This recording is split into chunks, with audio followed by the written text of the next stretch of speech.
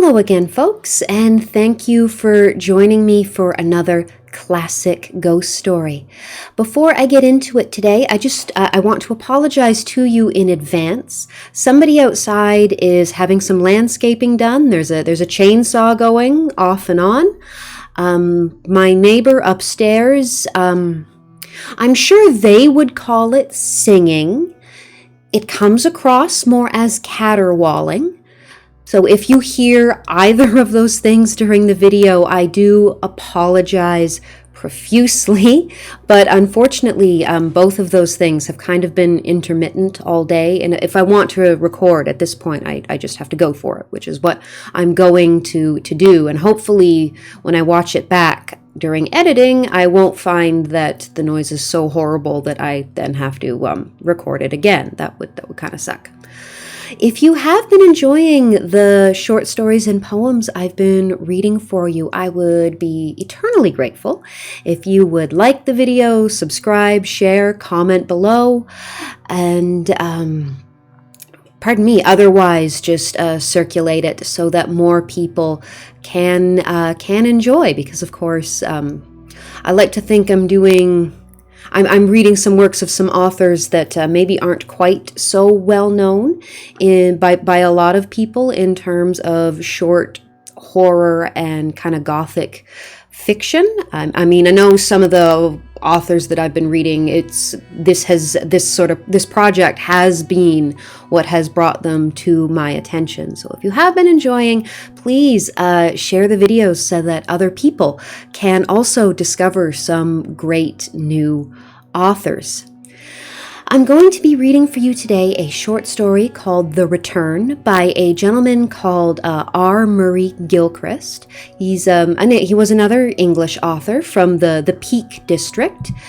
A lot of people apparently are of the opinion that he should be more well known than what he is, so sounds good to me. I'm excited to give this work, this story, The Return, a shot. The Wikipedia photo of this gentleman, though, I will forewarn you, I just have it open off to the side here. It is mildly terrifying in that very late Victorian, very stern looking kind of way. So if you do go looking for it, you'd look at him and say, yeah, I believe you write ghost stories for a living. Yep, that's definitely something you do in your time, which, hopefully this is good, and we're quite glad he did it. There are also references to his decadent gothic fiction, which is Wikipedia's turn of phrase, actually. They might be quoting someone else, I don't know, but that does make me excited to experience this story. I have high hopes for it. Pardon me, I've got kind of a combination of dry throat and hiccups at the moment. I just have some lovely chai tea. I love tea. What did the world do before there was tea? It must have been an awful place to live. It's a lovely chai tea, nice and warming, because where I live in Ontario, we have had our first snowfall. It wasn't much. It was just sort of a powdery dusting of snow, but it's there, and Alberta is laughing at us, I'm sure, but it just seemed like the kind of day where a chai tea is what we're after. So I am going to be reading to you from a book again, just because I could not easily find the text of this story online. So if this is another episode where you end up looking sort of at the top of my head a little bit more than you would like to, I do apologize. But unfortunately, I couldn't really find a way around it. So, The Return by r.m.gilchrist. Which, now that I'm looking at the name, I wonder if any of the Gilchrists I know are related to this guy. I mean, if I was related to a reasonably well-known gothic horror ghost story writer, I'd brag about it, but we'll see. I have read this story once, a long time ago, though, so if I misspeak, if I sort of repeat myself or lose my space, it's because I didn't practice reading it before hitting the record button, unfortunately. That also does mean, of course, that you might be getting my comments about the story sort of as we go along. Hope you're okay with that. So without too much more blather from me, I can hear the chainsaw. Here we go with The Return by r.m.gilchrist. 5 minutes ago, I drew the window curtain aside and let the mellow sunset light contend with the glare from the girandoles. I definitely should have practiced this before I read it. Pretend I said that word correctly. Below lay the orchard of Vernon Garth, rich in heavily flowered fruit trees. Yonder a medlar, here a pear, next a quince. Quince jam is really good. If you've never had it, you should try it. As my eyes, unaccustomed to the day, blinked rapidly, the recollection came of a scene 45 years past, and once more beneath the oldest tree stood the girl I loved, mischievously plucking yarrow, and despite its evil omen, twining the snowy clusters in her black hair. I wonder if that's a bit of foreshadowing. Again her coquettish words rang in my ears. Make me thy lady. Make me the richest woman in England, and I promise thee, Brian, we shall be the happiest of God's creatures. You don't really think of Brian as being the name of a gothic horror protagonist, but there you go. And I remembered how the mad thirst for gold filled me, how I trusted in her fidelity, and without reasoning or even telling her that I would conquer fortune for her sake, I kissed her sadly and passed into the world. Already I'm not on board with constant references, well, not constant, but like references to her fidelity. Like, why are we putting that on her? What about you, Brian? Also, now that I know his name is Brian, I'm probably going to refer to him by name. Then followed a complete silence until the Star of Europe, the greatest diamond discovered in modern times, lay in my hand. A rough, unpolished stone not unlike the lumps of spar I had often seen lying on the sandy lanes of my native country. This should be Rose's own, and all the others that clank so melodiously in their... Pardon me. Time for tea already.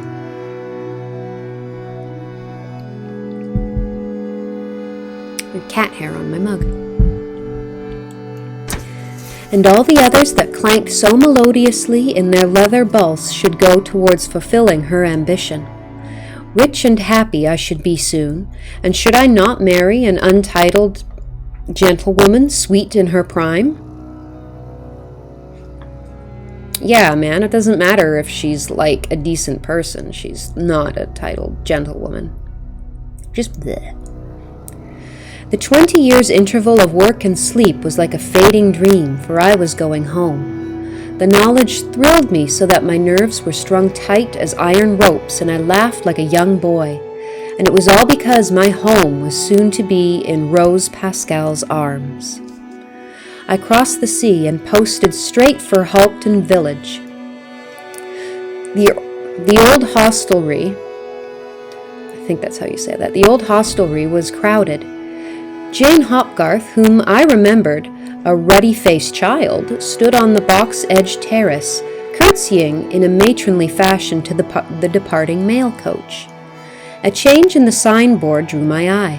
The white lilies had been painted over with a mitre, and the name changed from the Pascal Arms to the Lord Bishop. Angrily aghast at this disloyalty, I cross-questioned the... Pardon me. I'm not doing very well on this one, am I?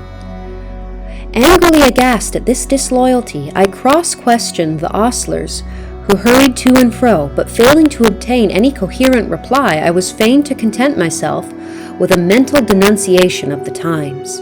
How dare things move on in the 20 years while you weren't there? Things should be frozen exactly in time as you remember them in your youth. Nothing else is important. Sure. At last I saw bow-legged Jeffries, that's a mean name, now bent double with age, sunning himself at his favorite place, the south side of the horse trough. As of old, he was chewing a straw. No sign of recognition came over his face as he gazed at me, and I was shocked because I wished to impart some of my gladness to a fellow creature. "You were pretty upset a moment ago, bud." I went to him, and after trying in vain to make him speak, held forth a gold coin. He rose instantly, grasped it with palsied fingers, and, muttering that the hounds were starting, hurried from my presence. Jeffries knows where it's at, man. Never give away information for free. At least not in the Victorian era. You should always, if you're in the Victorian era, always play by street urchin rules. Duh, everybody knows that. Feeling half sad, I crossed to the churchyard and gazed through the grated window of the Pascal burial chapel at the recumbent and undisturbed effigies of Geoffrey Pascal, gentleman of Breton Hall, and Margot Maltrevor, his wife, with their quaint epitaph about a perfect marriage enduring forever. Then, after noting the rankness of the docks and nettles, I crossed the worn stile with footsteps surprising fleet, passed towards the stretch of moorland at whose further end stands Breton Hall. Twilight had fallen ere I reached the cottage at the entrance of the park. This was in a ruinous condition. Here and there, sheaves in the thatched roof had parted and formed crevices through which smoke filtered. Some of the tiny windows had been walled up, and even where the glass remained, snake-like ivy hindered any light from falling into their thick recesses. The door stood open, although the evening was chill.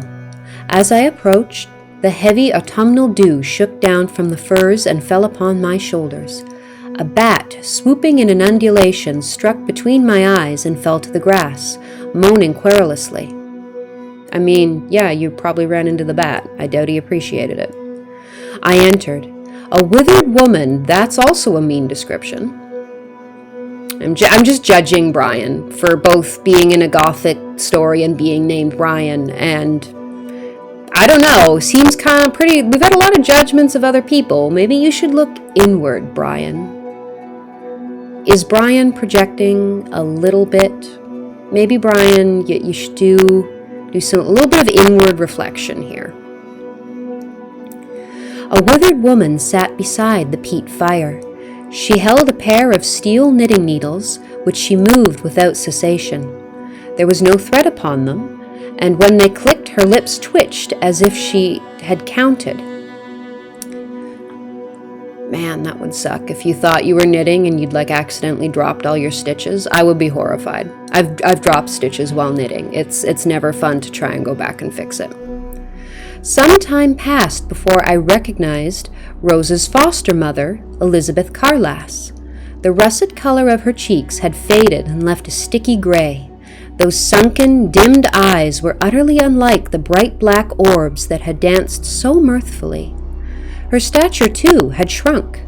I was struck with wonder. Elizabeth could not be more than 56 years old. I had been away 20 years. Rose was 15 when I left her. I am now no longer on Brian's side for anything. If Rose was 15 when this all initially went down, that is not cool.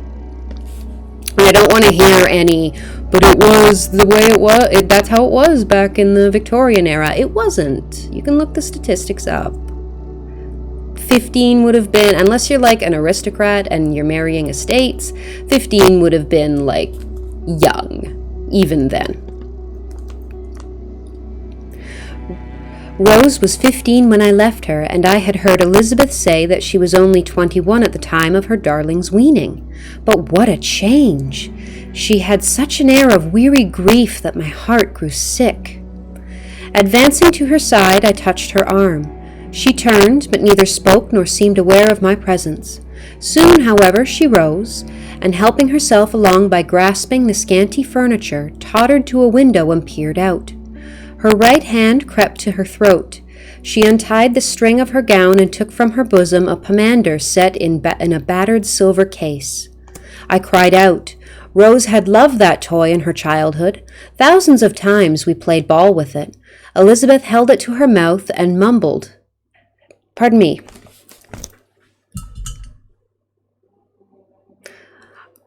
I really hope you can't hear that chainsaw.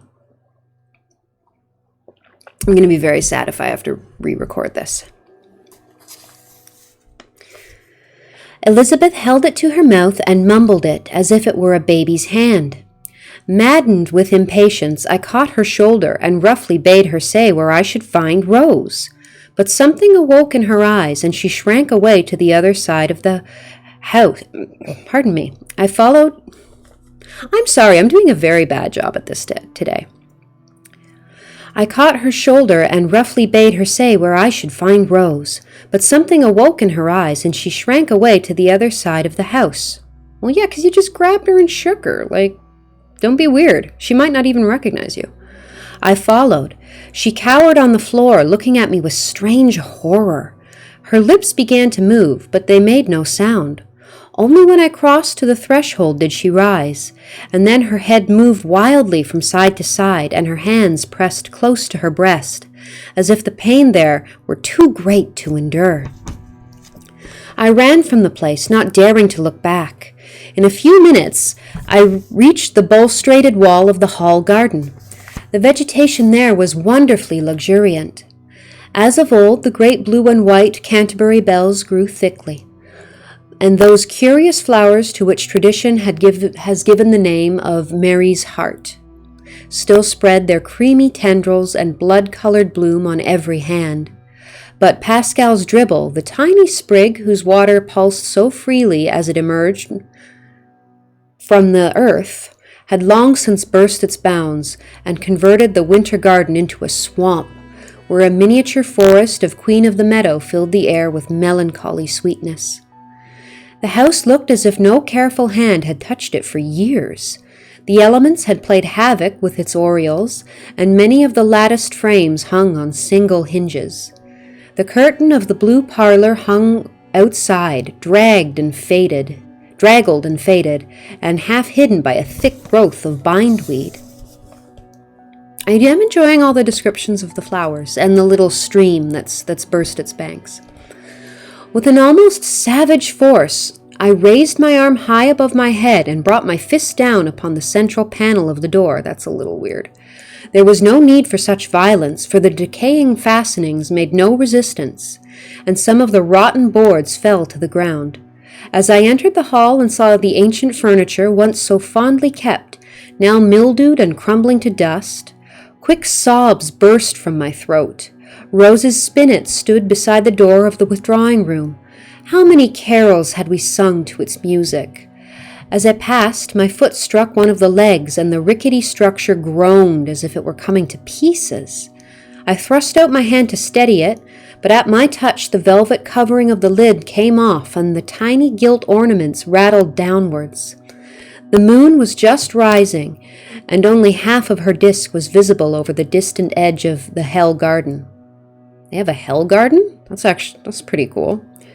The light in the room was very uncertain, yet I could see the keys of the instruments were stained brown and bound together with thick cobwebs. While I stood beside it, I felt an overpowering desire to play a country ballad with an overword of Willow Browbound.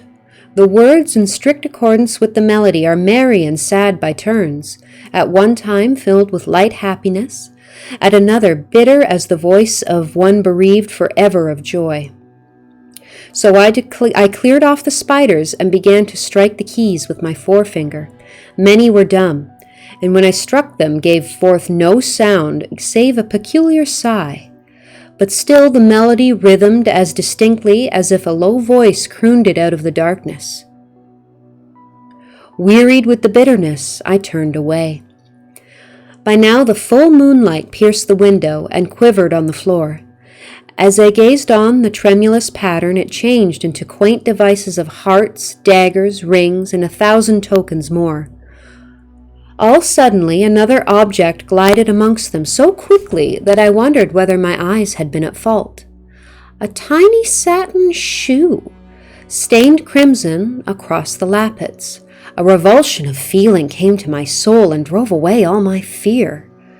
I had seen that self-same shoe, white and unsoiled, 20 years before, when vain Rose danced amongst her reapers at the harvest home, and my voice cried out in ecstasy, "Rose, heart of mine, delight of all the world's delights."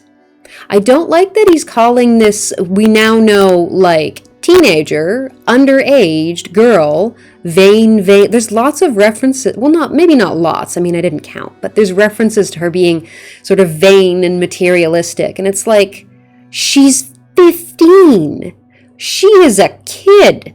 Like, yeah, she might seem vain and a little bit silly, but like, she's a child. She's an adolescent. She doesn't know any better. Although I guess this sort of illustrates the point that it's kind of always been a thing to shit on things that teenage girls like. Just a thought I had there, anyway. Not a particularly pleasant one, but a thought nonetheless. She stood before me, wondering, amazed. Alas, so changed. The red and yellow silk shawl still covered her shoulders. Her hair still hung in those eldritch curls. Somebody on the hairstyle side of YouTube, come up with, please, design some eldritch curls. I'm imagining Cthulhu, but that might just be because that's a pop culture image with that word. Comment down below. What are eldritch curls? Describe them to me. But the beautiful face had grown wan and tired, and across the forehead lines, pardon me, the thought of eldritch curls seems to be messing with my reading ability here. But the face had grown wan and tired, and across the forehead lines were drawn like silver threads. She threw her arms round my neck, and pressing her bosom heavily on mine, sobbed so piteously that I grew afraid for her, and drew back the long masses of hair which had fallen forward, and kissed again and again those lips that were too lovely for simile. I mean, it hasn't stopped you so far. Never came a word of chiding from them. "Love," she said when she had regained her breath. "The past struggle was sharp and torturing. The future struggle will be crueler still. What a great love yours was, to wait and trust for so long. Would that mine had been as powerful. Poor, weak heart that could not endure." I mean, again, you were a child. I wouldn't really, like, it's fine. You were a kid. Also, I apologize for my poor reading this time around. I wish I could read. The tones of a wild fear throbbed through all her speech, strongly, yet with insufficient power to prevent her feeling the tenderness of those moments. Often timorously raising her head from my shoulder, she looked about and then turned with a soft, inarticulate, and glad murmur to hide her face on my bosom. I spoke fervently, told of the years spent away from her, how, when working in the diamond fields, she had ever been present in my fancy, how at night her name had fallen from my lips in my only prayer, how I had dreamed of her amongst the greatest in the land, the richest, and I dare swear, the loveliest woman in the world. I grew warmer still. All the gladness which had been constrained for so long now burst wildly from my lips. A myriad of rich ideas resolved into words which, being spoken, wove one long and delicate fit of passion. As we stood together, the moon brightened and filled the chamber with a light like day's. The ridges of the surrounding moorland stood out in sharp relief. Rose drank in my declarations thirstily, but soon interrupted me with a heavy sigh. "Come away," she said softly. "I no longer live in this house. You must stay with me tonight. This place is so wretched now. For time that in you and me has only strengthened love, has wrought much ruin here." Half leaning on me, she led me from the precincts of Breton Hall. We walked in silence over the waste that crowns the valley of the Whitelands, and being near the verge of the rocks, saw the great pine woods sloping downwards, lighted near us by the moon, but soon lost in density. Along the mysterious line where the light changed into gloom, Intricate shadows of withered summer bracken struck and receded in a mimic battle. Before us lay the priest's cliff. The moon was veiled by a grove of elms, whose ever-swaying branches alternatively increased and lessened her brightness. This was a place of notoriety, a veritable Golgotha, a haunt fit only for demons. Murder and theft had been punished here, and to this day fireside stories are told of evil women dancing round that druid circle, carrying hearts plucked from gibbeted bodies. Sounds like my kind of party. Comment below if you're also in for this witchy druid party. I'm down. "Rose," I whispered, "why have you brought me here?" She made no reply, but pressed her head more closely to my shoulder. Scarce had my lips closed ere a sound like the hiss of a half-strangled snake vibrated amongst the trees. It grew louder and louder. A monstrous shadow hovered above. Rose from my bosom murmured, "Love is as strong as death. Love is strong as death." I locked her in my arms so tightly that she grew breathless. "Hold me," she panted. "You are strong." A cold hand touched our foreheads so that, benumbed, we sank together to the ground to fall instantly into a dreamless slumber. When I awoke, the clear gray light of the early morning had spread over the country. Beyond the Hell Garden, the sun was just bursting through the clouds and had already spread a long golden haze along the horizon. The babbling of the streamlet that runs down to Halkton was so distinct that it seemed almost at my side. How sweetly the wild thyme smelt. Filled with the tender recollections of the night, without turning, I called Rose Pascal from her sleep. "Sweetheart, sweetheart, waken, waken, waken. See how glad the world looks. See the omens of happy fortune." No answer came. I sat up, and looking round me saw that I was alone. A square stone lay near. When the sun was high, I crept to read the inscription carved thereon. "Here, at 4 cross paths, lieth with a stake through the bosom the body of Rose Pascal, who in her 16th year willfully cast away the life that God gave her." And that is the end of The Return by r.m.gilchrist. Pardon me. So I did quite enjoy that, and the descriptions and the scene setting was really excellent. I like the description of the flowers and the decay of the house. This man coming home after 20 years and just everything has rotted away, sort of in stagnation while he's been off, I guess, mining for gold or diamonds or, whatever else. Not so fond of all the negative traits that have been put on Rose. That seems incredibly unfair given how young she was. Also, unreliable narrator and all that. But I didn't really like that. But that was a common thing to sort of do at the time. I do like the ending, the buried at the crossroads, stake through the heart. Those of you who are, of course, familiar with your vampire lore will recognize both of those things as precautions against somebody rising from the dead as a vampire. I don't know if that's the way Gilchrist intended it, or if obviously she's buried outside the cemetery because it was a suicide. So maybe in this text that is just part of the punishment for suicide. It's also not necessarily vampires. So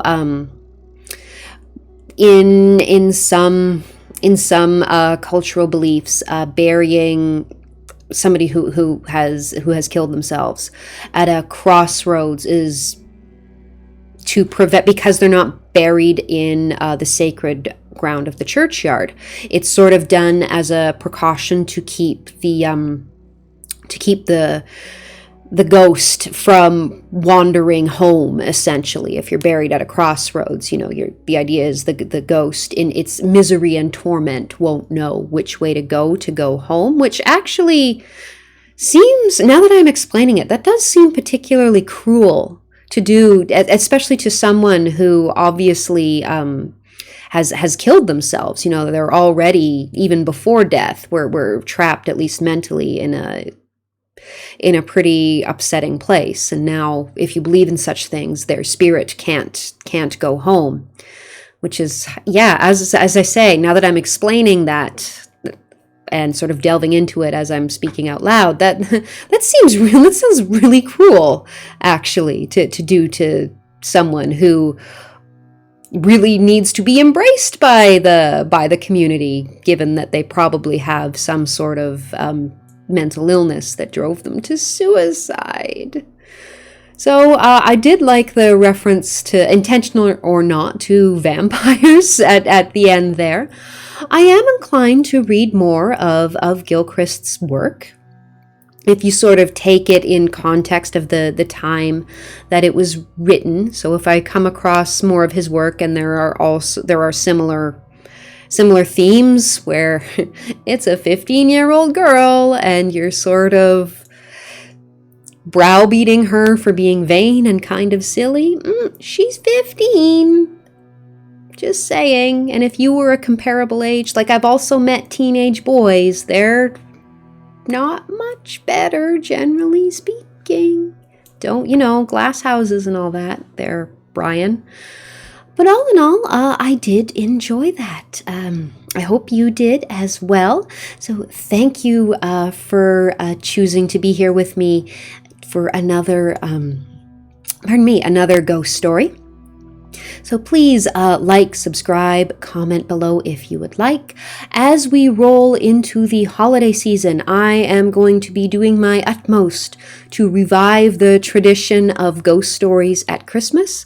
So for the month of December, I am going to be trying to focus on stories that are either set at Christmas. And believe it or not, because of this Victorian tradition, there actually are quite a few Victorian ghost stories that are explicitly set at during Christmas, or set in winter settings, like the Old Nurse's Story, for example. I really like that one. I'll probably be reading that one for you. But I am open to suggestions. If there is a particular Christmassy ghost story that you would like me to read aloud, I'm always open to it. So please comment below with your suggestions. So thank you once again, everybody. I hope you and your loved ones are safe and well, and hopefully better times are coming for all of us. Goodbye, folks. Have a good day, afternoon, evening, weekend, work day, wherever you are in your schedule. Thanks for spending some time with me. Bye.